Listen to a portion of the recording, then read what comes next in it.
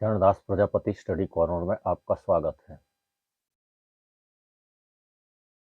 भारत का संविधान विषय पर चर्चा करने के लिए एक बार पुनः उपस्थित हैं।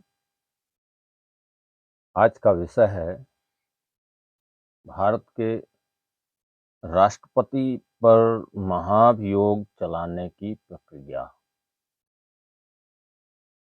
भारत के राष्ट्रपति का पद बहुत ही महत्वपूर्ण पद है। भारत के राष्ट्रपति को प्रथम नागरिक कहा जाता है।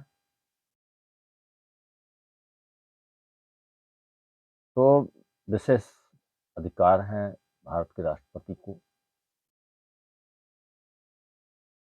उनको पद से हटाने के लिए संविधान में विशेष व्यवस्था की गई है, जिसे महाभियोग का नाम दिया गया है। तो आज के इस टॉपिक पर हम चर्चा करेंगे। इससे पहले आपसे आग्रह है कि यदि आप चैनल में नए हैं तो चैनल को सब्सक्राइब अवश्य करें, वीडियो में अंत तक बने रहें और अपने विचार कमेंट बॉक्स में कमेंट अवश्य करें। वीडियो को दूसरों तक पहुंचाने हेतु शेयर करें। तो लीजिए अब हम चर्चा शुरू करते हैं, वाचन शुरू करते हैं। भारत के संविधान में अनुच्छेद 61 और 62 पर ये राष्ट्रपति की पदावधि के अंतर्गत ये चर्चा की गई है, जिक्र किया गया है किन परिस्थितियों में भारत के राष्ट्रपति अपने पद से हट सकते हैं या उन्हें पद से हटाया जा सकता है। बहुत ही महत्वपूर्ण चर्चा होने वाली है और यह कानून के विद्यार्थियों या प्रतियोगिता की तैयारी कर रहे, प्रतियोगिता परीक्षा की तैयारी कर रहे विद्यार्थियों के लिए, युवाओं के लिए बहुत ही ज़रूरी है। जनसाधारण के लिए भी ज़रूरी है, जो लोग कानून में रुचि रखते हैं उनके लिए भी ज़रूरी है। राष्ट्रपति पर महाभियोग चलाने की प्रक्रिया, इसके अंतर्गत 4 बिंदु हैं। पहला है, जब संविधान के अतिक्रमण के लिए राष्ट्रपति पर महाभियोग चलाना हो, तब संसद का कोई सदन आरोप लगाएगा। 2, ऐसा कोई आरोप तब तक नहीं लगाया जाएगा जब तक कि का ऐसा आरोप लगाने की प्रस्तावना किसी ऐसे संकल्प से अंतर्विष्ट नहीं है जो कम से कम 14 दिन की ऐसी लिखित सूचना के दिए जाने के पश्चात प्रस्तावित किया गया है, जिस पर उस सदन की कुल सदस्य संख्या से कम 1/4 सदस्यों ने हस्ताक्षर करके उस संकल्प को प्रस्तावित करने का अपना आशय प्रकट किया है। और खा, उस सदन की कुल सदस्य संख्या के कम से कम 2/3 बहुमत द्वारा ऐसा संकल्प पारित नहीं किया गया है। 3, जब आरोप संसद के किसी सदन द्वारा इस प्रकार लगाया गया है, तब दूसरा सदन उस आरोप का अन्वेषण करेगा या कराएगा और ऐसे अन्वेषण में उपस्थित होने का तथा अपना प्रतिनिधित्व कराने का राष्ट्रपति को अधिकार होगा।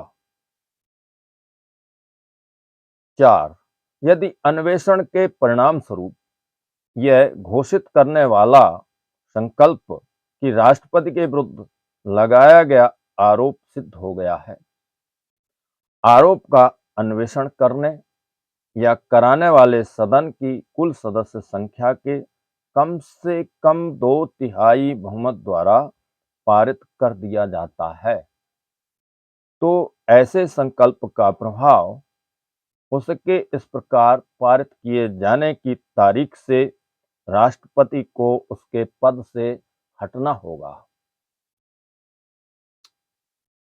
अनुच्छेद 62 राष्ट्रपति के पद में रिक्ति को भरने के लिए निर्वाचन करने का समय और आकस्मिक रिक्ति को भरने के लिए निर्वाचित व्यक्ति की पदावधि।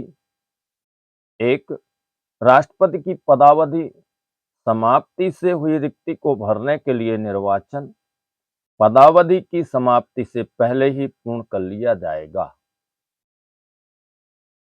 2, राष्ट्रपति की मृत्यु, पद त्याग या पद से हटाए जाने या अन्य कारण से हुई उसके पद में रिक्ति को भरने के लिए निर्वाचन रिक्त होने की तारीख के पश्चात यथाशीघ्र और प्रत्येक दशा में 6 मास बीतने से पहले किया जाएगा और रिक्ति को भरने के लिए निर्वाचित व्यक्ति अनुच्छेद 56 के उपबंधों के अधीन रहते हुए अपने पद की ग्रहण की 5 वर्ष की पूरी अवधि तक पद धारण करने का अधिकार होगा।